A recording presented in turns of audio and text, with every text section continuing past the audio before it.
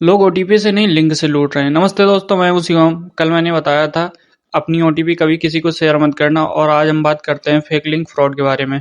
आपको मैसेज आता है केवाईसी अपडेट करें वरना अकाउंट बंद हो जाएगा, कुरियर डिलीवर नहीं हुआ, लिंक क्लिक करें। इन सबका एक ही गोल होता है, आपको जल्दी डिसीजन लेने पर मजबूर कर देना।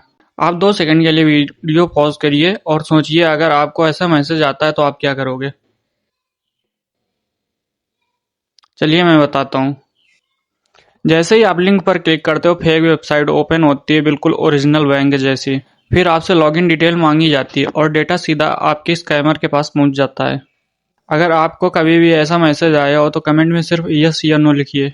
रूल याद रखिए, बैंक का काम सिर्फ ऑफिशियल ऐप से करें, मैसेज वाले लिंक से कभी नहीं। नेक्स्ट वीडियो में बताऊंगा यूपीआई का सबसे बड़ा डेंजरस ट्रिक, जिसमें लोग सोचते हैं पैसा आ रहा होता है लेकिन पैसा जा रहा होता है। सीरीज फॉलो करिए। मैं हूं शिवम। स्मार्ट बनो, सेफ रहो।